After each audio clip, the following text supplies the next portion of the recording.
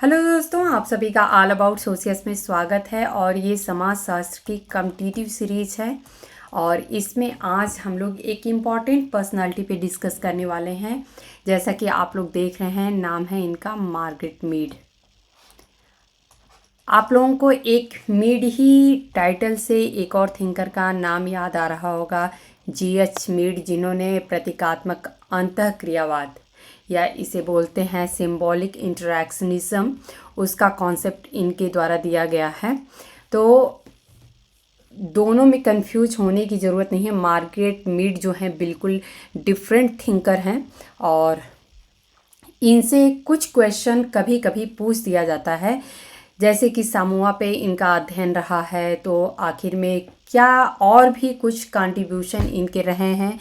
Margaret Mead को हम लोग थोड़ा डिटेल में समझ लेंगे, क्योंकि कभी भी ऐसा नहीं है कि सेम क्वेश्चन रिपीट किया जाता है। बहुत बार ऐसा होता है कि सेम थिंकर से ही क्वेश्चन को डिफरेंट भी पूछ दिए जाते हैं, उनसे जो रिलेटेड क्वेश्चन होते हैं।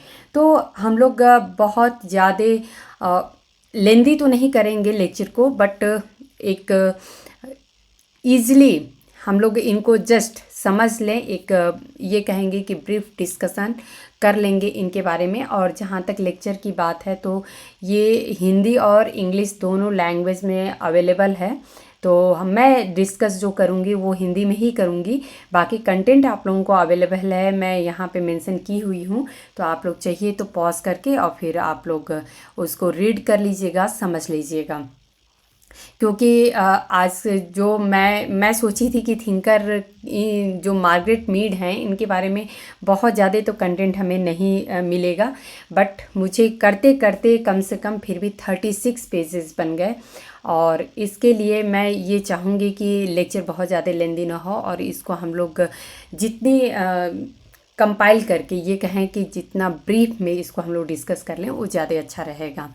तो यहाँ पे आप लोग इमेज देख सकते हैं मार्गरेट मीड का, और यहाँ पे हम लोग समझने की कोशिश करेंगे कि इनको हम लोग समाजशास्त्र के अंतर्गत, ये सिर्फ ऐसा नहीं सोचिएगा आप लोग कि मार्गरेट मीड को हम यूं ही बस पढ़ रहे हैं, ये तो एक मानव विज्ञानी है, ऐसा कुछ नहीं है। जैसा कि आप सभी को पता है कि हम लोग एंथ्रोपोलॉजिकल जो थिंकर हैं उनको भी हम लोग पढ़ते हैं।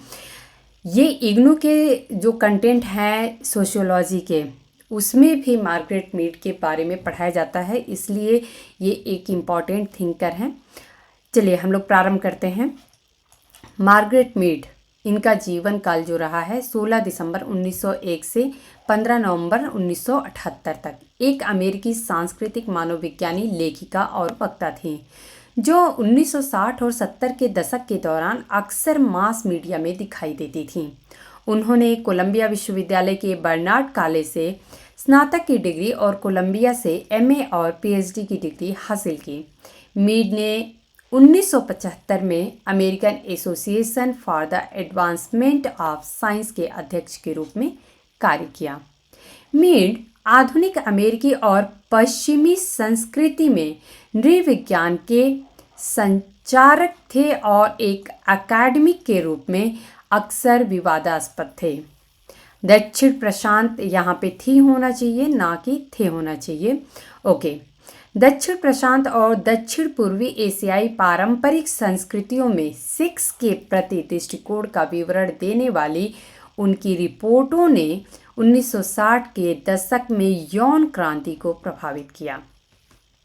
वह पश्चिमी सांस्कृतिक परंपराओं के संदर्भ में यौन सम्मेलनों को व्यापक बनाने की समर्थक थी। सेम कंटेंट यहाँ पे मैंने इंग्लिश लैंग्वेज में प्रोवाइड किया है, तो आप लोग इसको रीड कर सकते हैं। ओके, प्रारंभिक जीवन और शिक्षा की बात करें तो मार्गरेट मीड 5 बच्चों में से पहली फिलाडेल्फिया में पैदा हुई थी, लेकिन उनका लालन पालन पेंसिल्वेनिया के पास के डोयलेसटाउन में हुआ। उनके पिता एडवर्ड शेरवुड मीड पेंसिल्वेनिया विश्वविद्यालय के वार्टन स्कूल में वित्त के प्रोफेसर थे और उनकी मां एमिली, जिन्हें नीफोक भी कहते थे, मीड एक समाजशास्त्री थी। तो इनकी माँ जो थी एमिली मीड, जो हैं जिन्हें नीफोक के नाम से भी जाना जाता है, वो एक समाजशास्त्री थी जिन्होंने इतालवी प्रवासियों का अध्ययन किया था। उनकी बहन कैथरीन 1906 से 1907 के 9 महीने की उम्र में उनकी मृत्यु हो गई थी। तो उनकी एक बहन थी कैथरीन, जिनकी डेथ हो गई थी। यह मीड के लिए एक दर्दनाक घटना थी, जिन्होंने लड़की का नाम रखा था और वह अपनी खोई हुई बहन के विचार कई सालों तक उसके दिवा स्वप्नों में छाए रहे, यानी कि वो हमेशा उसी के बारे में सोचती रहीं। उनका परिवार बार बार स्थानांतरित होता था और इसलिए उनकी प्रारंभिक शिक्षा उनकी दादी द्वारा निर्देशित की गई थी। 11 वर्ष की आयु में उन्हें उनके परिवार द्वारा पेंसिल्वेनिया के लहास्का में बकिंघम फ्रेंड्स स्कूल में दाखिला दिलाया गया था। उनके परिवार के पास 1912 से 1926 तक लॉन्गलैंड फार्म का स्वामित्व था। विभिन्न धार्मिक दृष्टिकोण वाले परिवार में जन्मी उन्होंने धर्म के एक ऐसे रूप की खोज की जो उस विश्वास की अभिव्यक्ति करे जिसके साथ वह औपचारिक रूप से परिचित थी, और वह था ईसाई धर्म।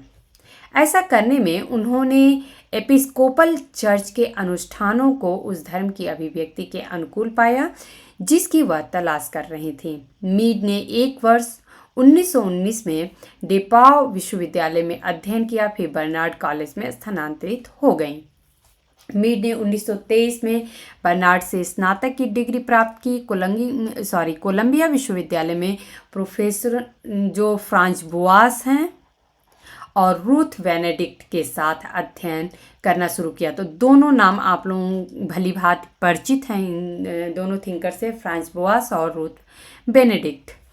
और 1924 में अपनी मास्टर डिग्री हासिल की। मीड 1925 में सामोआ में फील्ड वर्क करने के लिए निकल पड़ी। तो इनका जो मेन कार्य हम जिन्हें जानते हैं, अक्सर करके जो नॉर्मल मार्गरेट मीड के बारे में हम जानते हैं, वो सामोआ के उनके फील्ड वर्क के लिए ही जानते हैं।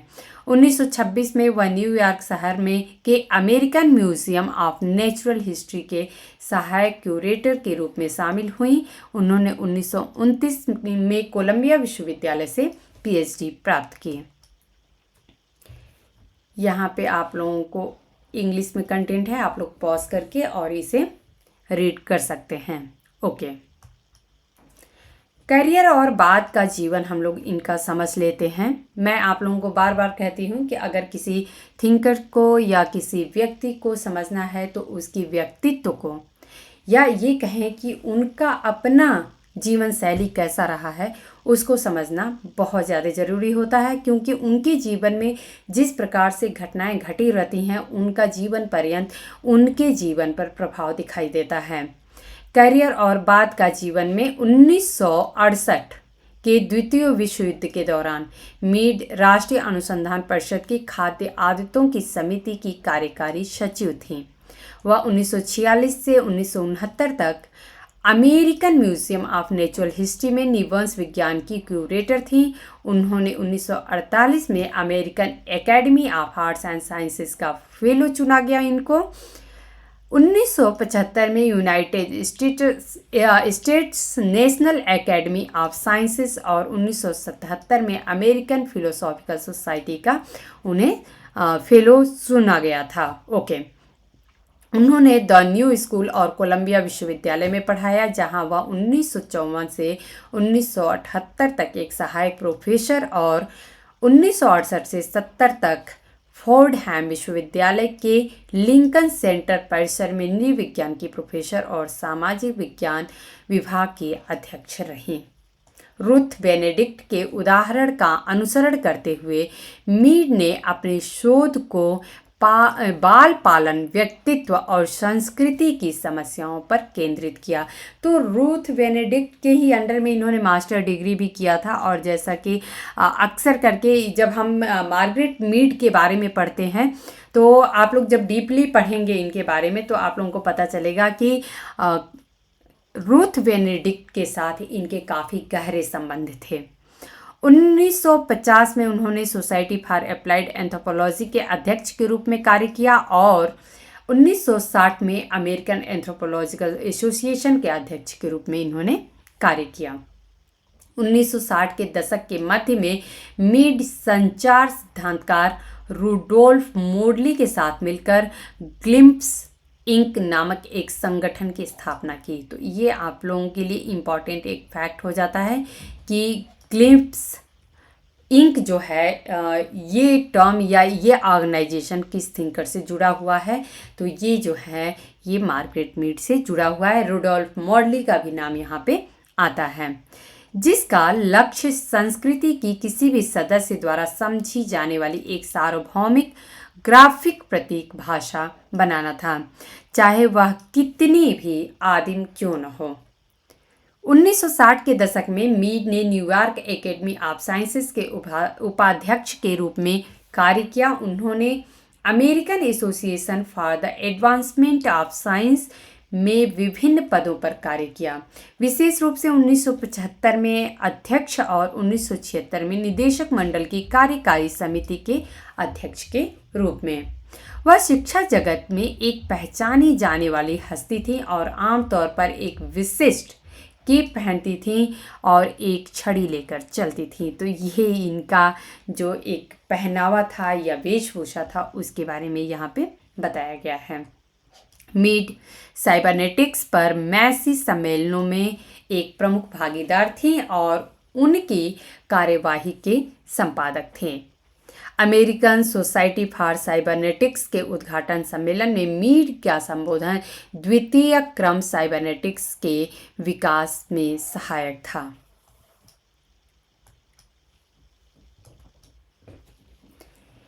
मीड को फोकवेज रिकॉर्ड्स द्वारा प्रकाशित 2 रिकॉर्ड एल्बमों में शामिल किया गया था। 1959 में रिलीज हुआ पहला album an interview with Margaret Mead नैतिकता और नृविज्ञान के विषयों की खोज करता है।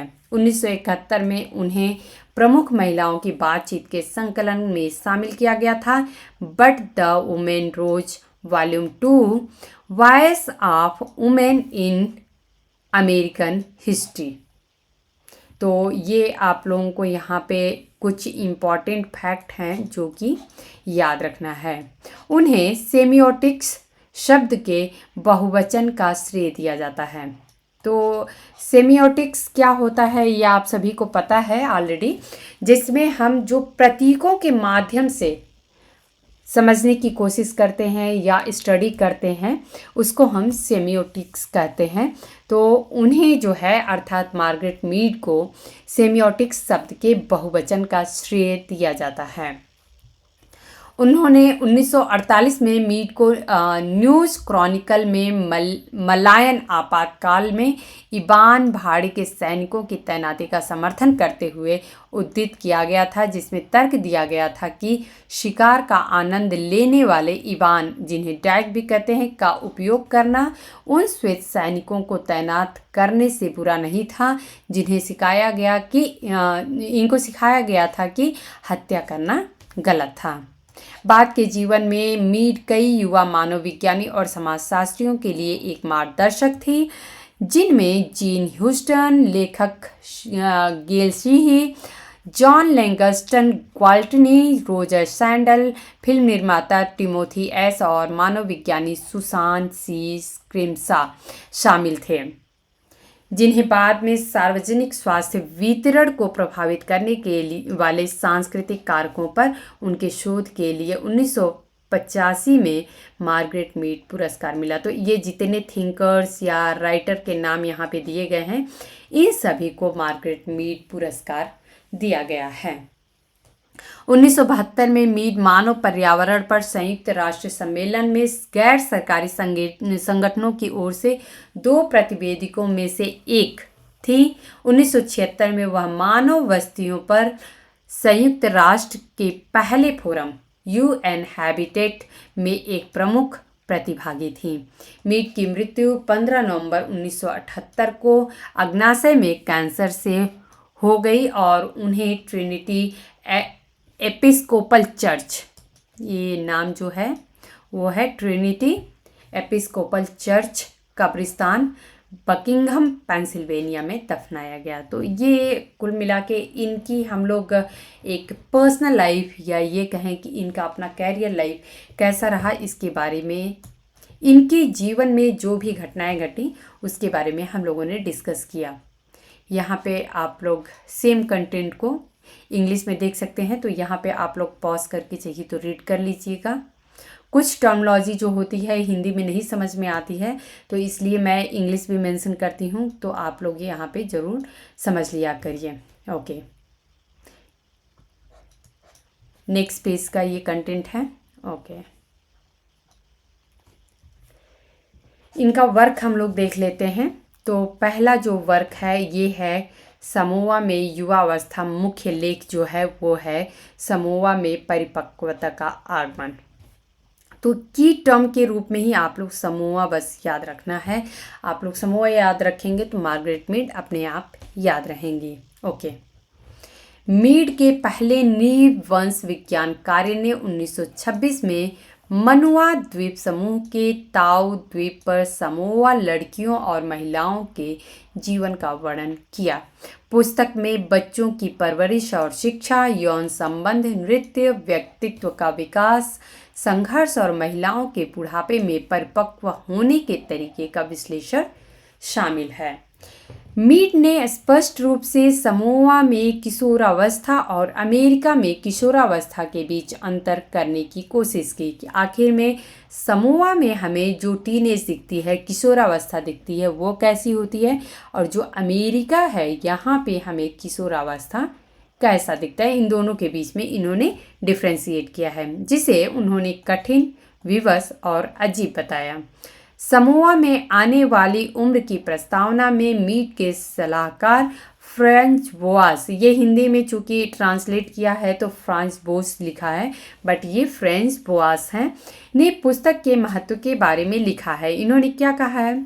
शिष्टाचार, विनम्रता, अच्छे व्यवहार, निश्चित नैतिक मानकों के अनुरूप होना सार्वभौमिक है, लेकिन शिष्टाचार, विनम्रता, बहुत अच्छे व्यवहार और निश्चित नैतिक मानकों का क्या अर्थ है? यह सार्वभौमिक नहीं है, क्योंकि अलग अलग जो क्षेत्र होते हैं उनमें अपने अपने मानक होते हैं किसी भी चीज़ के, चाहे वो शिष्टाचार के हों, चाहे अच्छे हमारे व्यवहार होने के हों, या फिर नैतिकता की बात करें या विनम्रता की बात करें, तो ये एरिया वाइज अलग अलग क्षेत्रों में इसके अलग अलग हमें मापदंड या मानक दिखाई देंगे। यह जानना शिक्षाप्रद है कि मानक सबसे अप्रत्याशित तरीकों से भिन्न होते हैं। इस तरह पुस्तक ने प्रकृति बनाम पालन पोषण के सवाल को उठाया कि क्या किशोरावस्था और उससे जुड़े विकास सभी मनुष्यों के लिए एक कठिन जैविक संक्रमण थे, या क्या वे विशेष समाजों में आकार लेने वाली सांस्कृतिक प्रक्रियाएं थीं। क्योंकि अभी हम टीनेजर्स की बात करें या किशोरावस्था की बात करें, तो जिस तरीके से हम अगर भारत के ही परिप्रेक्ष्य में एक एग्जाम्पल समझते हैं, तो जो भी मेट्रोपॉलिटन सिटीज़ हैं, बड़े बड़े शहर हैं, उसमें हमें जो टीनेजर्स के रहन सहन दिखाई देंगे, और जो गांव में रहने वाले टीनेजर्स हैं या किशोरावस्था के जो युवक युवतियां होती हैं, बच्चे होते हैं, उनको अगर हम उनकी लाइफ स्टाइल को देखें, बहुत डिफरेंस होता है। तो इन दोनों को हम हर जगह एक ही पैमाने पे नहीं रख सकते हैं। विभिन्न क्षेत्रों में हमें ये स्थिति जो है अलग अलग दिखाई देती है। मीड का मानना था कि बचपन, किशोरावस्था, लिंग और यौन संबंध काफ़ी हद तक सांस्कृतिक प्रथाओं और अभिव्यक्तियों से प्रेरित थे। जहाँ की जैसी संस्कृति होती है या जहाँ की जैसी रीति रिवाज प्रथाएं होती हैं, वहाँ के हिसाब से वहाँ का जो बचपन होता है या किशोरावस्था है, या फिर जो हम लिंग की बात करें कि पुरुष और महिला या एक लड़के और एक लड़की में कैसे हम ट्रीट करते हैं, उनको किस तरीके से डिफ्रेंशिएट करते हैं या उसको सोशलाइज करते हैं समाज में, कि एक लड़के को किस तरीके से व्यवहार करना चाहिए, एक लड़की को कैसे व्यवहार करना चाहिए। तो ये सभी की सभी बातें जो होती हैं वो सांस्कृतिक प्रथाओं और अभिव्यक्तियों से प्रेरित होते हैं।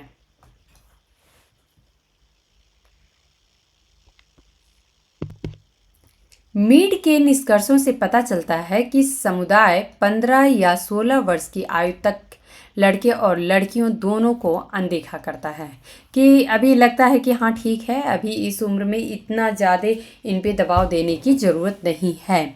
इससे पहले बच्चों का समुदाय के भीतर बहुत कम सामाजिक दर्जा होता है। मीड ने यह भी पाया कि विवाह को एक सामाजिक और आर्थिक व्यवस्था के रूप में माना जाता है, जिसमें पति और पत्नी के धन, पद और नौकरी कौशल को ध्यान में रखा जाता है। विवाह के अलावा मीड ने 2 प्रकार की यौन संबंधों की पहचान की, जिसमें पहला प्रेम संबंध होता है और दूसरा जो होता है वो व्यभिचार होता है। इन प्रथाओं के अपवादों में प्रमुखों से विवाहित महिलाएं और तोपों की उपाधि रखने वाली युवतियां शामिल हैं, जो एक औपचारिक राजकुमारी है जिसका कौमारी जो है वो अनिवार्य होता है। मीड ने समोअन युवाओं का वर्णन अक्सर मुक्त, प्रयोगात्मक और खुले यौन संबंधों के रूप में किया है, जिसमें समलैंगिक संबंध भी शामिल हैं, जो कामुकता के बारे में मुख्य धारा में अमेरिकी मानदंडों के विपरीत था। 1970 में नेशनल एजुकेशनल टेलीविज़न ने मीड के न्यू गिनी के पहले अभियान की 40वीं वर्षगांठ के उपलक्ष्य में एक वृत्त चित्र बनाया।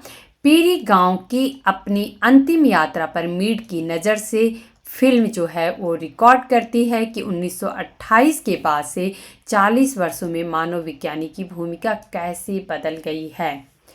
डेरेक फ्रीमैन द्वारा आलोचना भी की गई थी, तो इसको हम लोग थोड़ा सा समझेंगे। उनकी मृत्यु के बाद मीड के समोआई शोध किए मानव विज्ञानी डेरेक फ्रीमैन ने आलोचना की, जिन्होंने coming of age in Samoa में मीड की कई निष्कर्षों के खिलाफ बहस करते हुए एक किताब प्रकाशित की। तो यहाँ पे ध्यान दीजिएगा आप लोग, coming of age in Samoa जो है ये मीड के द्वारा बुक लिखी गई है, और इसी बुक को जो इसमें कंटेंट लिखा गया है इसी को क्रिटिसाइज करते हुए डेरेक फ्रीमैन ने अपनी बुक लिखी थी, अपने विचार प्रस्तुत किए थे। फ्रीमैन ने तर्क दिया कि मीड ने समोआई संस्कृति को गलत समझा था, जब उन्होंने तर्क दिया कि समोआई संस्कृति ने युवाओं के यौन अन्वेषण पर कई प्रतिबंध नहीं लगाए थे। इसके बजाय फ्रीमैन ने तर्क दिया कि समोआई संस्कृति महिला शुद्धता और कौमारी को महत्व देती है, और मीड को उसकी महिला समोआई मुखबिरों ने गुमराह किया था।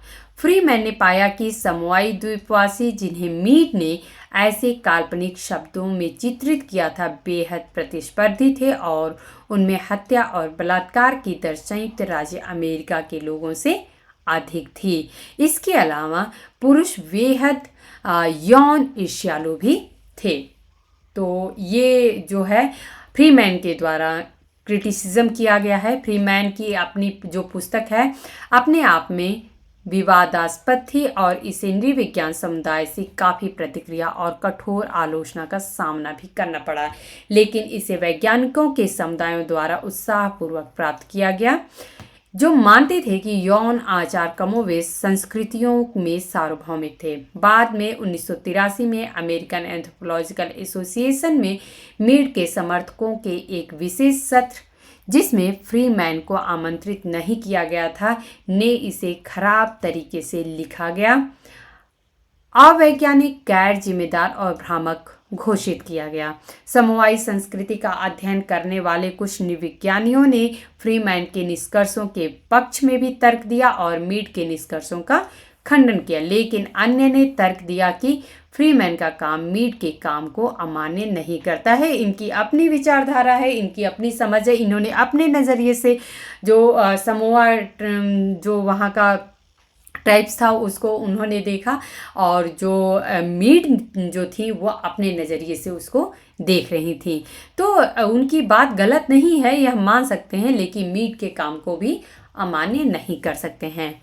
एलेनोर लीकॉक ने 1985 में समोआ की यात्रा की और शहरी क्षेत्रों में रहने वाले युवाओं के बीच शोध किया। तो यहाँ पे आप लोग पहले तो फ्रीमैन का नाम यहाँ पे देख लिए हैं, जो कि समोआ के अध्ययन से संबंधित हैं। एलेनोर लीकॉक जो है ये इन्होंने भी बाद में समोआ का अध्ययन किया था। शोध के परिणाम बताते हैं कि डेरेक फ्रीमैन के दावे गंभीर रूप से त्रुटिपूर्ण थे। लिकाक ने बताया कि मीड का प्रसिद्ध समोआ फील्ड वर्क जो है वो एक बाहरी द्वीप पर किया गया था जिसे उपनिवेशित नहीं किया गया था। इस बीच फ्रीमैन ने नशीली दवाओं के दुरुपयोग, संरचनात्मक बेरोजगारी और गिरोह हिस्सा से ग्रस्त एक शहरी झुग्गी में फील्ड वर्क किया था। मीन्स ये है कि दोनों थिंकर ने अलग अलग एरिया में, अलग अलग क्षेत्र विशेष में अध्ययन किया था। जहाँ पे अगर हम बात करें मार्गरेट मीड की, तो इन्होंने एक समोआ के, जो समोआ आइलैंड है वहाँ के एक बाहरी द्वीप पे अध्ययन किया था। वहीं पे अगर डेरिक फ्रीमैन की बात करें तो इन्होंने वहाँ के जो शहरी एरिया है उसकी एक झुग्गी का अध्ययन किया था। तो दोनों की कंडीशन को हम कैसे एक जैसा बता सकते हैं? तो इसलिए एल्नोर लिकॉक ने बताया कि नहीं, इन्होंने जो अपने बातें कही हैं या विचार दिए हैं मीड के लिए वो बिल्कुल त्रुटिपूर्ण हैं, ऐसा नहीं है। मीड गोपनीयता के लिए अपने सभी विषयों की पहचान छिपाने के लिए सावधान थी, लेकिन फ्रीमैन ने अपने मूल प्रतिभागियों में से एक को ढूंढा और उनका साक्षात्कार किया। और फ्रीमैन ने बताया कि उसने जानबूझकर मीड को गुमराह करने की बात स्वीकार की। उसने कहा कि वह और उसके दोस्त मीड के साथ मस्ती कर रहे थे और उसे कहानियां सुना रहे थे। 1996 में लेखक मार्टिन ओरांस ने कांग्रेस के पुस्तकालय में संरक्षित मीड के नोट्स की जांच की और उन्हें अपने सभी रिकॉर्ड किए गए डेटा को आम जनता के लिए उपलब्ध कराने का श्रेय दिया। ओरांस बताते हैं कि फ्रीमैन की बुनियादी आलोचनाओं कि मीड को औपचारिक कुंवारी फा आमू ने धोखा दिया था, जिसने बाद में फ्रीमैन को शपथ दिलाई कि उसने मीड पर एक मजाक किया था, कई कारणों से अस्पष्ट थी। मीड सामोन मजाक के रूपों और आवृत्ति से अच्छी तरह वाकिफ थी। उन्होंने औपचारिक कुंवारी लड़कियों पर यौन प्रतिबंधों का एक सावधानीपूर्वक विवरण प्रदान किया, जो फा आमा द्वारा फ्रीमैन को दिए गए विवरण से मेल खाता है। और मीड के नोट से यह स्पष्ट होता है कि वह फा आमू से मिलने से पहले ही समोआई कामुकता के बारे में अपने निष्कर्ष पर पहुंच चुकी थी या पहुंच गई थी। ओरांस बताते हैं कि मीड के डेटा कई अलग अलग निष्कर्षों का समर्थन करते हैं। ओरांस ने मीड के अन्यत्र किए गए काम के बारे में यह भी बताया कि उनके अपने नोट्स उनके प्रकाशित निर्णायक दावों का समर्थन नहीं करते। समोआ में मीड के काम का सकारात्मक दृष्टिकोण से मूल्यांकन करते हुए ओरेंस का विवाद का आकलन यह था कि मीड ने अपने शोध एजेंडे को वैज्ञानिक शब्दों में तैयार नहीं किया और उनके काम को सभी की सबसे कठोर वैज्ञानिक आलोचना के साथ उचित रूप से दोषी ठहराया जा सकता है कि यह गलत भी नहीं है। ओके, तो ये तो कुछ आलोचनाओं की बात हम लोग डिस्कस कर रहे हैं यहाँ पे। कुल मिलाकर मानव विज्ञानियों ने इस धारणा को खारिज कर दिया है कि मीड के निष्कर्ष एक व्यक्ति के साथ एक साक्षात्कार की वैधता पर आधारित थे। यानी कि कोई व्यक्ति अगर किसी का इंटरव्यू ले लेता है और उसी की बात को हम 100% करेक्ट माने, तो इस बात को मानव विज्ञानी जो थे वो खारिज कर दिए और इसके बजाय पाया कि मीड ने अपने निष्कर्षों को सामोआ के अपने समय के दौरान अपने अवलोकनों और साक्षात्कारों के योग पर आधारित किया था और एकल साक्षात्कार की स्थिति ने उनके काम को गलत नहीं ठहराया। ओरांस जैसे अन्य लोगों ने कहा कि भले ही फ्रीमैन की आलोचना अमान्य थी, मीड का अध्ययन उनके द्वारा निकाले गए निष्कर्षों का समर्थन करने के लिए पर्याप्त रूप से वैज्ञानिक रूप से कठोर नहीं था। 1999 में फ्रीमैन ने एक और किताब प्रकाशित की, the fateful hoaxing of Margaret Mead और historical analysis of her Samoan research. तो ये ध्यान दीजिएगा आप लोग, ये बुक जो है ये डेरिक फ्रीमैन के द्वारा लिखा गया है, जिसमें पहले अनुपलब्ध सामग्री शामिल थे, जिसमें पहले जो है वो अनुपलब्ध यानी कि जो उपलब्ध नहीं था वो सामग्री थी। द न्यूयॉर्क टाइम्स के अपने उनके शोक संदेश में जॉन शाह ने कहा कि फ्रीमैन की थीसिस हालांकि कई लोगों को परेशान कर रही थी, उनकी मृत्यु के समय तक आमतौर पर व्यापक स्वीकृति प्राप्त कर चुकी थी। हाल के काम ने फिर भी फ्रीमैन को आलोचना को चुनौती दी है।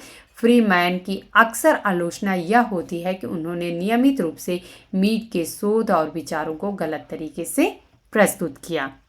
2009 में बहस के मूल्यांकन में मानवविज्ञानी पॉल शेकमैन ने निष्कर्ष निकाला कि अब फ्रीमैन के काम की कई दृष्टिकोणों से आलोचना की जाती है, जिसमें मीड, समोआ और मानवशास्त्र फ्रीमैन के काम से बहुत अलग नज़रिए से दिखाई देते हैं। वास्तव में फ्रीमैन ने अपनी आलोचना को जो अत्यधिक महत्व दिया वह उनके कई आलोचकों को कुछ नहीं के बारे में बहुत शोर जैसा लगता है। यानी कि बात कुछ नहीं थी लेकिन बहुत ज़्यादा शोर मच गया। जबकि पोषण उन्मुख मानवविज्ञानी मीड के निष्कर्षों से सहमत होने के लिए अधिक इच्छुक हैं। कुछ गैर मानवविज्ञानी जो प्रकृति उन्मुख दृष्टिकोण अपनाते हैं वे फ्रीमैन के नेतृत्व का अनुसरण करते हैं, जैसे हार्वर्ड मनोवैज्ञानिक स्टीवन पिंकर, जीव विज्ञानी रिचर्ड डॉकिंस, विकासवादी मनोवैज्ञानिक डेविड बुश, विज्ञान लेखक मैट रिडले और क्लासिकिस्ट मेरी लेफ्कोविच। 1955 में अपनी पुस्तक गैलीलियोस मिडिल फिंगर में एलिस ट्रेगर ने तर्क दिया कि फ्रीमैन के आरोप निराधार और भ्रामक थे।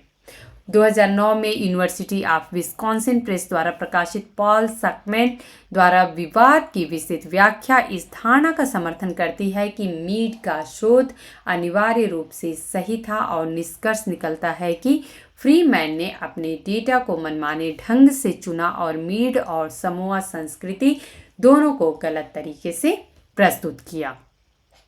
2016 में संयुक्त राज्य अमेरिका में 301 नृविज्ञान संकाय के एक सर्वेक्षण में 2/3 इस कथन से सहमत थे कि मीड समोअन किशोरों की यौन स्वतंत्रता को रोमांटिक बनाते हैं और आधे सहमत थे कि यह वैचारिक रूप से प्रेरित था। अब यहाँ पे आप लोगों को सेम कंटेंट जो है वो इंग्लिश में दिख रहा है। Okay, next page.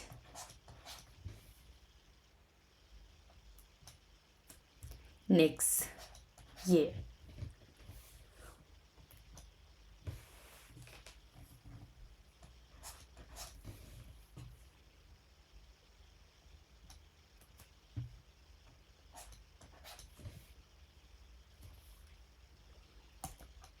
Okay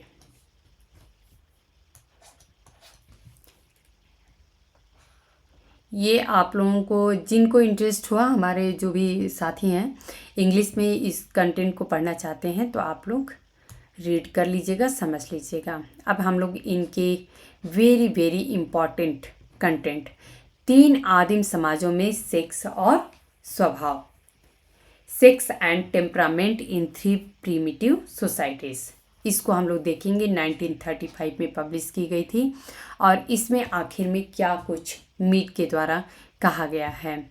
Mead की sex and temperament in 3 primitive societies नारीवादी आंदोलन के भीतर प्रभावशाली बन गई, क्योंकि यह दावा करती थी कि पापुआ न्यू गिनी, जो कि पश्चिमी प्रशांत में है, के सेपिक बेसिन के चामुली, जिसे अब चाम्बरी कहा जाता है, झील क्षेत्र में महिलाएं बिना किसी विशेष समस्या के प्रमुख हैं।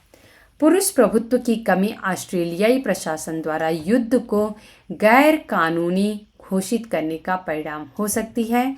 समकालीन शोध के अनुसार पूरे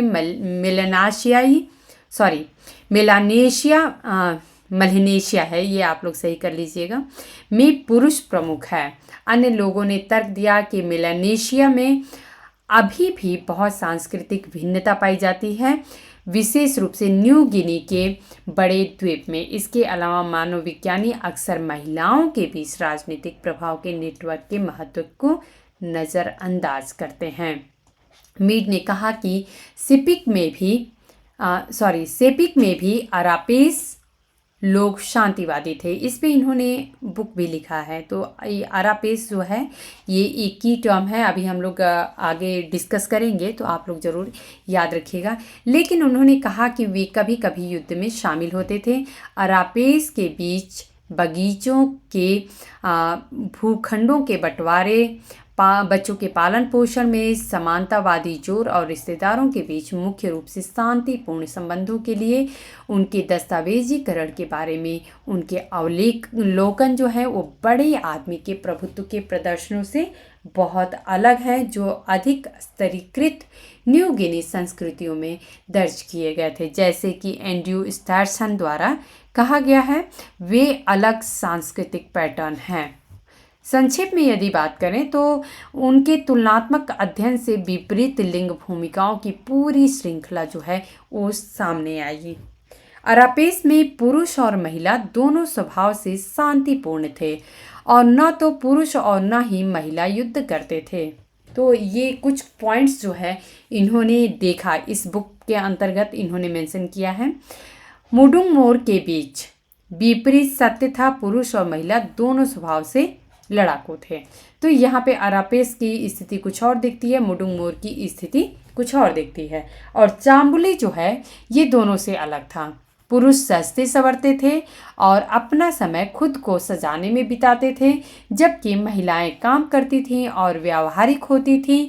20वीं सदी के आरंभिक अमेरिका में यह बिल्कुल विपरीत था। तो जो चाम्बुली के यहाँ पे इन्होंने डिस्कस किया है, इन्होंने बताया है कि जो पुरुष थे वो सजते संवरते थे, महिलाएं जो होती थी वो बाहर के काम करती थी, और जो पुरुष होते थे वो सज संवर के महिलाओं को रिझाने का कार्य करते थे। तो इस तरीके से इन्होंने बिल्कुल एक अलग तरीके की संस्कृति को देखा था। डेबोरा ग्वेज ये 1981 में इन्होंने मेंशन किया है, ने 1974 से 1975 में चंबरी या फिर जिसे मीर द्वारा चाम्बुली कहा जाता है का अध्ययन किया और इस तरह की लिंग भूमिकाओं का कोई सबूत नहीं पाया। तो डेबोरा ग्वेज ने 1981 में अगेन जाके अध्ययन करते हैं, लेकिन जो चाम्बुली में इन्होंने बताया कि किस प्रकार से पुरुष जो थे वो सजते संवरते थे और महिलाएं बाहर की काम करती थी। तो इस तरीके की इन्होंने अपना जो अध्ययन किया उसमें किसी भी प्रकार का सबूत नहीं पाया। ग्वेज का कहना है कि इतिहास में जहाँ तक सबूत है ये 1985 के दशक तक चंबरी पुरुष महिलाओं पर हावी थे, उनकी उपज को नियंत्रित करते थे और सभी महत्वपूर्ण राजनीतिक निर्णय लेते थे। ये बात 1950 के दशक के आसपास की है। बाद के वर्षों में ऐसे समाजों में एक मेहनती खोज हुई जिसमें महिलाएं पुरुषों पर हावी थीं और ऐसे पिछले समाजों के संकेत के लिए लेकिन कोई भी नहीं मिला है। जेसी बर्नार्ड ने मीड की खोजों की व्याख्या की आलोचना की और तर्क दिया कि मीड का विवरण व्यक्तिपरक था। बर्नार्ड का तर्क है कि मीड ने दावा किया कि मुडुंग मोर महिलाएं स्वभाव से पुरुषों के समान थीं। मुडुंग मोर महिलाएं एक दूसरे को पुरुषों की तुलना में कम परेशान करती थीं और खुद को दूसरों के लिए शारीरिक रूप से वांछनीय बनाने का प्रयास करती थीं। विवाहित महिलाओं के विवाहित पुरुषों की तुलना में कम संबंध होते थे। महिलाओं को हथियार चलाना नहीं सिखाया जाता था। महिलाओं को बंधकों के रूप में कम इस्तेमाल किया जाता था और मुडुंग मोर पुरुष महिलाओं की तुलना में अधिक बार शारीरिक लड़ाई में शामिल होते थे। इसके विपरीत अरापेस को भी स्वभाव में समान बताया गया था, लेकिन बर्नार्ड का कहना था कि मीड के अपने लेखन के से संकेत मिलता है कि पुरुष महिलाओं के लिए शारीरिक रूप से लड़ते थे, फिर भी महिलाएं पुरुषों के लिए नहीं लड़ती थीं। अरापेस के स्वभाव में लिंग अंतर की भी कुछ अवधारणा प्रतीत होती है, क्योंकि वे कभी कभी एक महिला का वर्णन एक विशेष रूप से झगड़ालू पुरुष की तरह करते हैं। बर्नार्ड ने यह भी सवाल उठाया कि क्या उन समाजों में पुरुषों और महिलाओं का व्यवहार पश्चिमी व्यवहार से उतना ही भिन्न था जितना मीड ने दावा किया था। बर्नार्ड ने तर्क दिया कि उनके कुछ विवरण पश्चिमी संदर्भ के समान ही वर्णनात्मक हो सकते हैं। अपनी नारीवादी जड़ों के बावजूद महिलाओं और पुरुषों पर मीड के काम की भी बेटी फ्राइडन द्वारा इस आधार पर आलोचना की गई कि यह महिलाओं को शिशु बनाने में योगदान देता है। तो मार्गरेट मीड का जो सामोआ पे अध्ययन रहा, अलग अलग जो भी ट्राइब्स थे वहाँ पे, तो ऐसा देखने को मिलता है कि बहुत सारे ऐसे थिंकर्स हैं जिनसे इनको क्रिटिसिज्म भी झेलना पड़ा था। तो यहाँ पे आप लोग सेम कंटेंट को इंग्लिश में देख सकते हैं। Okay, sorry.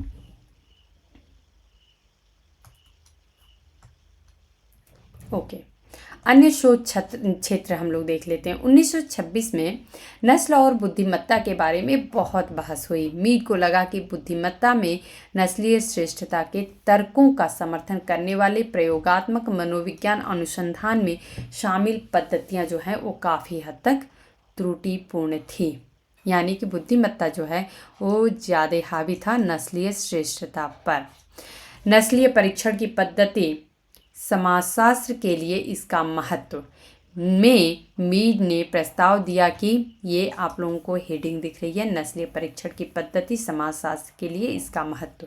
इसमें मीड ने प्रस्ताव दिया कि बुद्धिमत्ता में नस्लीय अंतर के लिए परीक्षण में 3 समस्याएं हैं। सबसे पहले मीड द्वारा नस्लीय मिश्रण या किसी व्यक्ति में कितना निग्रो या भारतीय रक्त है के साथ किसी के टेस्ट स्कोर को वैध रूप से बराबर करने की क्षमता के बारे में चिंताएं हैं। वह यह भी विचार करती हैं कि क्या वह जानकारी IQ स्कोर की व्याख्या करते समय प्रासंगिक है। मीड ने टिप्पणी की कि वंशावली पद्धति को वैध माना जा सकता है यदि इसे व्यापक सत्यापन के अधीन किया जा सके। जो वंशावली पद्धति होती है, एक पीढ़ी से दूसरी पीढ़ी तक लोगों की किस प्रकार से, चाहे वो नस्लीय श्रेष्ठता की बात करें या बुद्धिमत्ता की बात करें, तो इन्होंने कहा कि हम इसे वैध मान सकते हैं यदि ये व्यापक सत्यापन के अधीन किया जा सके। इसके अलावा प्रयोग को यह स्थापित करने के लिए एक स्थिर नियंत्रण समूह की आवश्यकता होगी कि क्या नस्लीय मिश्रण वास्तव में बुद्धिमत्ता स्कोर को प्रभावित कर रहा है। इसके बाद मीड का तर्क है कि किसी व्यक्ति की बुद्धिमत्ता परीक्षण के परिणामों पर सामाजिक स्थिति के प्रभाव को मापना मुश्किल होता है। उनका मतलब था कि पर्यावरण, जिसमें पारिवारिक संरचना, सामाजिक आर्थिक स्थिति और भाषा के संपर्क आदि आते हैं, का किसी व्यक्ति पर इतना अधिक प्रभाव होता है कि उसे केवल नस्ल जैसी शारीरिक विशेषता के आधार पर निम्न स्कोर नहीं दिया जा सकता है। फिर भी मीड कहती हैं कि भाषा संबंधी बाधाएं कभी कभी सबसे बड़ी समस्या पैदा करती है। इसी तरह स्टीफन जी गोल्ड ने अपनी 1981 की पुस्तक द मिसमेजर ऑफ मैन में बुद्धि परीक्षण के साथ 3 मुख्य समस्याएं पाई, जो बुद्धि में नस्लीय अंतर है या नहीं यह निर्धारित करने में समस्या के मीड के दृष्टिकोण से संबंधित है। तो यहाँ पे आप लोग देख सकते हैं कि कितने सारे थिंकर्स को एक दूसरे से कोरिलेट करके समझा गया है। 1929 में मीड और फॉर्च्यून ने पापुआ न्यू गिनी के अब सबसे उत्तरी प्रांत मानुस का दौरा किया और राबौल से नाव द्वारा वहां पहुंचे। उन्होंने अपनी आत्मकथा में वहां अपने प्रवास का विस्तृत वर्णन किया और इसका उल्लेख जेन हावर्ड द्वारा 1984 में लिखा गया, उनकी जीवनी में किया गया है। मानुस में उन्होंने पेरी के दक्षिण तट के गांव में के मानुस लोगों का अध्ययन किया था। ये आप लोग ध्यान रखिएगा, सामोआ का तो हम लोगों को पता है, बट ये पेरी के मानुस का भी अध्ययन किया गया है, या ये हम अगर सीधे नाम देखें तो पापुआ न्यू गिनी की बात होती है। तो इसके बारे में बहुत कम लोगों को पता है, इसलिए आप लोग यहाँ पे ध्यान रखिएगा। अगले 5 दशकों में मीड अपने करियर के किसी भी अन्य क्षेत्र की तुलना में पेरी में अधिक बार वापस आती थी। मीड को अमेरिकी यहूदी समिति को यूरोपीय यहूदी गांव शेटल्स का अध्ययन करने के लिए एक परियोजना प्रायोजित करने के लिए राजी करने का श्रेय दिया जाता है, जिसमें शोधकर्ताओं की एक टीम न्यूयॉर्क शहर में रहने वाले यहूदी प्रवासियों के साथ सामूहिक साक्षात्कार आयोजित करेगी। परिणामी पुस्तक, जिसे दशकों तक व्यापक रूप से उद्धृत किया गया, ने कथित तौर पर यहूदी माँ की रूढ़ि बनाई। एक माँ जो बेहद प्यार करती है लेकिन अपने बच्चों के लिए जो पीड़ा वह उठाती है उसके माध्यम से उन्हें दबाने और अपराध बोध पैदा करने की हद तक नियंत्रित करती भी है। मीड ने 1948 से 1950 तक रूसी संस्कृति और सत्ता के प्रति दृष्टिकोण का अध्ययन करने के लिए अमेरिकी वायुसेना के सैन्य वित्त पोषित निजी अनुसंधान संगठन रैंड कॉरपोरेशन में काम किया था। तो ये आप लोगों को पता होना चाहिए कि इन्होंने जो रूसी कल्चर है इस पे भी अध्ययन किया है और जिस अनुसंधान में पोषित किया था ये था रैंड कॉरपोरेशन। ये आप लोगों को पता होना चाहिए। एक एंग्लिकन ईसाई के रूप में मीड ने 1979 के American Episcopal book of common prayer के प्रारूपण में महत्वपूर्ण भूमिका निभाई थी। ओके, तो ये सेम कंटेंट आप लोगों को इंग्लिश में यहाँ पे दिख रहा है, आप लोग देख लीजिएगा, इसे रीड कर लीजिएगा, एक बार समझ लीजिएगा। ओके, परंपरा की बात कर लेते हैं तो 1976 में मीड को राष्ट्रीय महिला हॉल ऑफ फेम में शामिल किया गया। 19 जनवरी 1979 को अमेरिकी राष्ट्रपति जिमी कार्टर ने घोषणा की कि वे मीड को मरणोपरांत राष्ट्रपति पदक से सम्मानित कर रहे हैं। संयुक्त राष्ट्र के राजदूत एंड्रयू यंग ने मीड की बेटी को उनके योगदान के सम्मान में एक विशेष कार्यक्रम में पुरस्कार प्रदान किया जिसे अमेरिकी प्राकृतिक इतिहास संग्रहालय द्वारा प्रायोजित किया जाता था, जहां उन्होंने अपने करियर के कई साल बिताए। प्रशस्ति पत्र में लिखा गया था, मार्गरेट मीड सभ्यता की छात्रा और उसकी आदर्श थीं। लाखों लोगों के लिए उन्होंने सांस्कृतिक नृविज्ञान की केंद्रीय अंतर्दृष्टि लाई कि विभिन्न सांस्कृतिक पैटर्न एक अंतर्निहित मानवीय एकता को व्यक्त करते हैं। उन्होंने अपने अनुशासन में महारत हासिल किया, लेकिन उन्होंने इसे पार भी किया। निडर, स्वतंत्र, स्पष्टवादी, निडर वह युवाओं के लिए एक आदर्श और एक शिक्षिका हैं जिनसे सभी सीख सकते हैं। अमेरिकी डाक सेवा ने 28 मई 1998 को सेलिब्रेट द सेंचुरी स्टैम्प श्रृंखला के भाग के रूप में 32, ये सिंबल क्या है मुझे भी नहीं पता है, तो अंकित मूल्य का एक स्टैम्प जो है वो जारी किया था। इसको हम डॉलर तो नहीं बोलेंगे क्योंकि डॉलर का सिंबल ऐसे होता है, या हो सकता है कि मिसप्रिंटिंग हो, वह मुझे आइडिया नहीं है। मार्गरेट मीड पुरस्कार उनके सम्मान में सोसाइटी फॉर अप्लाइड एंथ्रोपोलॉजी और अमेरिकन एंथ्रोपोलॉजिकल एसोसिएशन द्वारा संयुक्त रूप से आम जनता तक मानव विज्ञान के संचार के महत्वपूर्ण कार्यों के लिए प्रदान किया जाता है। इसके अलावा संयुक्त राज्य अमेरिका में मीड के नाम पर कई स्कूल हैं। एल्क ग्रोव विलेज इलिनोइस में एक junior high school, Sam miss Washington में एक प्राथमिक विद्यालय और शिप्सहेड बे ब्रुकलिन न्यूयॉर्क में एक और प्राथमिक विद्यालय आप लोगों को देखने को मिलेगा, ये जो कि मार्गरेट मीड के नाम पे है। 1979 में super sisters trading card set का उत्पादन और वितरण किया गया। कार्डों में से एक में मीड का नाम और चित्र था।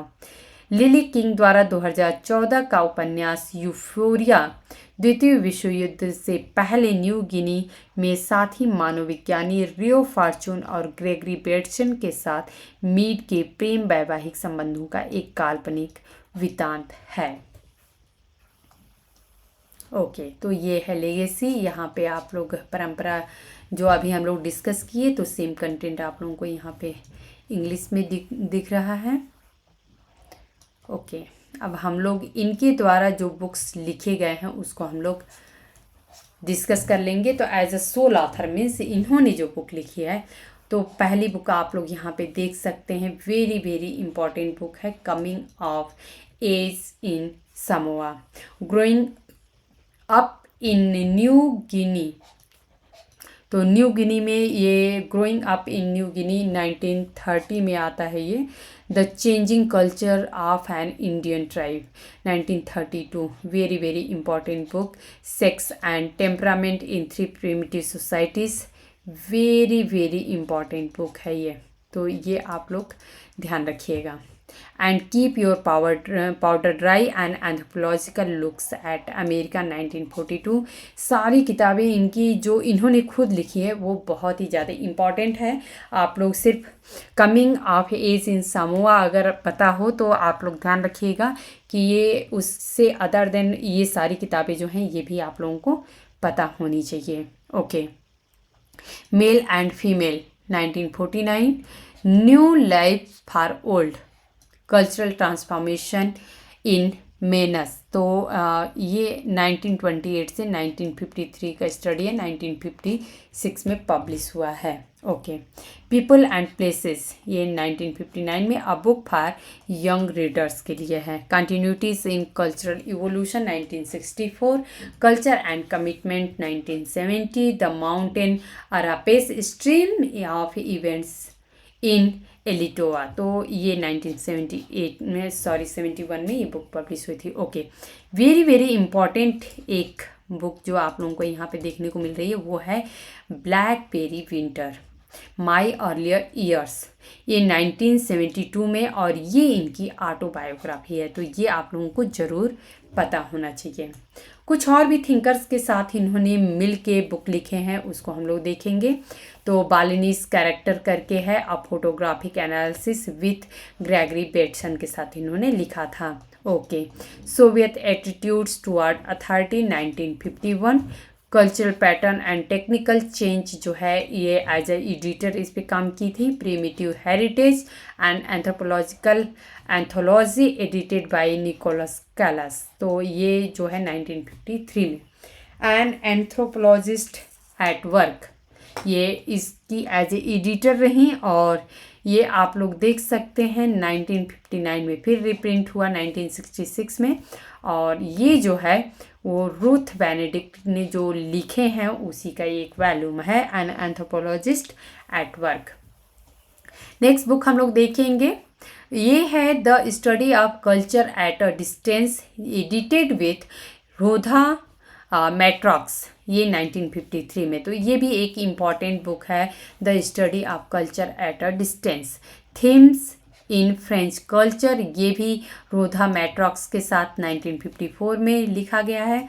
The wagon and the star, the study of American community initiative, को ऑथर्ड विथ म्यूरियल विटपेक ब्राउन, तो ये जो है 1966 में लिखा गया था। ये एक इम्पॉर्टेंट बुक है, rap on race with James Baldwin के साथ ही 1971 में लिखा है। मार्गरेट मीड और जेम्स बाल्डविन ने मिल के लिखा है, और रैप ऑन रेस, ये आप लोग ज़रूर याद रखिएगा। थोड़े डिफरेंट बुक होते हैं, इम्पॉर्टेंट बुक होते हैं, और थिंकर भी इम्पॉर्टेंट हैं। अ वे ऑफ सीइंग, ये भी रोधा मैट्रॉक्स के साथ 1975 में बुक लिखी गई थी। अब हम लोग कुछ बुक्स के फ्रंट पेज कवर यहाँ पे देख लेंगे। तो हम लोगों ने बुक्स तो देख लिया, फ्रंट पेज कवर देख लेंगे, जिससे कि एटलीस्ट आप लोगों को समझने में ईजी हो जाए। तो द वर्ल्ड अहेड, ये बुक आप लोगों को दिख रही है। Sex and temperament in three primitive societies, तो वेरी वेरी इंपॉर्टेंट बुक है इनकी। वेरी वेरी क्या बोलेंगे, ये बोलेंगे मोस्ट इम्पॉर्टेंट बुक इनकी यही रही है, जो कि विभिन्न परीक्षाओं में पूछी जाती है। या हम लोग आई थिंक, अगर मैं गलत नहीं हूँ तो मैलिनोस्की की कुछ बुक ऐसी है, सेक्स से ही रिलेटेड इन्होंने भी कुछ किताबें लिखी हैं जो कि बहुत कंफ्यूज करती है मार्गरेट मीड के बुक के साथ। तो ये आप लोग sex and temperament in three primitive societies करके है, तो इसलिए आप लोग ध्यान रखिएगा। ओके, मार्गरेट मीड की एक और बुक है studying contemporary western society, a rap on race, यहाँ पे देख सकते हैं आप लोग book, the study of culture at a distance, अभी ऑलरेडी हम लोग डिस्कस किए थे इस बुक को। ओके, नेक्स्ट बुक देखते हैं हम लोग, the mountain Arapesh. Next, to cherish the life of the world, Russian culture, the golden age of American anthropology, a way of seeing. Next book हम लोग देखते हैं science and concept of race. ये ध्यान दीजिएगा आप लोग, ये रेस लिखा हुआ है तो आप लोग चाहिए तो नोट जरूर कर लीजिएगा। Okay, coming of age in Samoa, most important book इनकी है। Male and female, growing up in New Guinea, continuities in cultural evolution, तो ये एक इम्पॉर्टेंट बुक है इनकी। New life for old, blackberry winter, my earlier years, ये इनकी autobiography है तो ये आप लोग ध्यान रखिएगा। ओके, नेक्स्ट बुक हम लोग देखेंगे and keep your powder dry, letters from the field, cooperation and competition among primitive peoples. Next हम लोग बुक देखेंगे some personal view, people and places. Next भी बुक है word enough, childhood in contemporary, I think ये societies है या एक बार इसको हम लोग चेक करेंगे। ओके सॉरी, मैंने यहाँ पे नीचे में लिखा है चाइल्डहुड इन कंटेम्प्रेरी कल्चर्स करके, चूँकि ये ब्लर हो जाता है इसलिए क्लियर नहीं हो पाता है। तो यहाँ पे भी आप लोग देख सकते हैं वर्ड इनफ, री थिंकिंग एंड फ्यूचर, ऑलरेडी मैंने यहाँ पे मेंशन किया है तो आप लोग चाहिए तो लिख लीजिएगा वर्ड इनफ री थिंकिंग द फ्यूचर, ये बुक है इनकी। और next book childhood in contemporary cultures. Next book N interview with Santa Claus. Next book आप लोग देख सकते हैं सोवियत एटीट्यूड्स टुवर्ड अथॉरिटी। तो अगर यहाँ पे ये चूँकि क्रॉप करने के बाद जब हम इसे जूम करते हैं तो ये ब्लर हो जाता है, तो यहाँ पे इसलिए मैंने इसका नाम जो है वो मेंशन कर दिया है। Okay, kinship in the admiralty islands, next aspect of the presence. Okay, the small conference. Next book 20th century, faith, journey to the soul, ये एक इनकी डिफरेंट बुक है, ये बालनिस कैरेक्टर करके है। ओके, मार्गरेट मीड की एक और important book culture and commitment. And last book यहाँ पे हम लोग डिस्कस कर रहे हैं एन एंथ्रोपोलॉजिस्ट एट वर्क, जो कि रूथ बेनेडिक्ट पे ये लिखा गया बुक है। तो दोस्तों आज हम लोग मार्गरेट मीड के बारे में डिस्कस किए। मैं सोची थी कि लेक्चर बहुत ही छोटा होगा, लेकिन आप लोग देख सकते हैं चूँकि ऑलरेडी मैं बता चुकी थी कि 36 पेजेस हैं, और अगर हम लोग अगर सिंगल पेज पे भी अगर हम लोग 4 मिनट्स 5 मिनट्स भी देंगे तो भी बहुत ज़्यादा टाइम हो जाता है। तो आप लोग एक बार इसे जस्ट आराम से बस समझ के और सुन लीजिएगा, क्या इम्पॉर्टेंट फैक्ट्स हैं उसको नोट कर लीजिएगा। फिर आप लोगों की एटलीस्ट ये थिंकर जो है मार्गरेट मीड है, उनसे रिलेटेड कहीं भी कोई भी कॉम्पिटिटिव एग्ज़ाम में अगर क्वेश्चन आता है तो आप लोग ईजिली अटेम्प्ट कर लेंगे। और सिर्फ मार्गरेट मीड ही नहीं बल्कि हम लोग इसमें अदर देन मार्गरेट मीड और भी जो थिंकर्स जिन्होंने इन्हें क्रिटिसाइज़ किया या इनसे रिलेटेड रहे उनके बारे में भी हम लोग डिस्कस किए। तो ये कुछ इम्पॉर्टेंट फैक्ट्स है जो हम लोग डिस्कस किए। और दोस्तों यदि आप लोगों को मेरे लेक्चर्स पसंद आते हैं तो आप लोग लाइक किया करिए, कमेंट करके हमें बताया करिए, अपने दोस्तों में शेयर ज़रूर किया करिए। धन्यवाद।